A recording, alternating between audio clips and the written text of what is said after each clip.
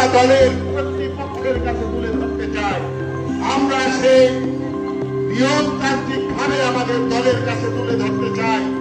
অনেক জায়গায় বড় ধরনের মিছিল হয়েছে, মশাল মিছিল হয়েছে, আমরা কিন্তু সেটা করি নাই। আমরা দলকে প্রশ্নবিদ্ধ করতে চাই না। আমরা শুধু আমাদের নিয়মতান্ত্রিক যে বক্তব্য সেটার মাধ্যমে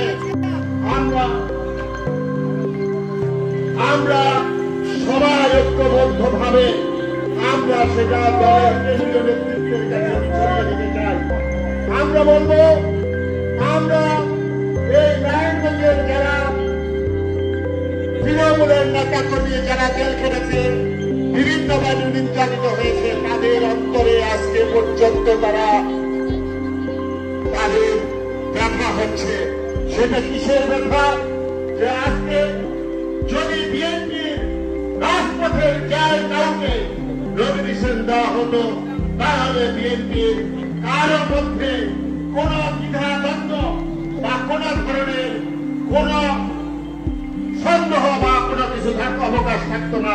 আমরা সবাই তার প্রতি ঝাঁপিয়ে পড়তাম।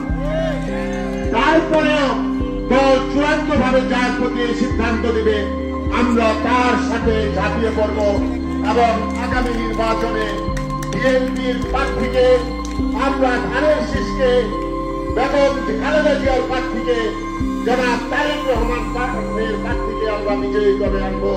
এই আশাবাদ ব্যক্ত করে আজকে এই অনুষ্ঠানে নারায়ণগঞ্জের বন্দর উপজেলা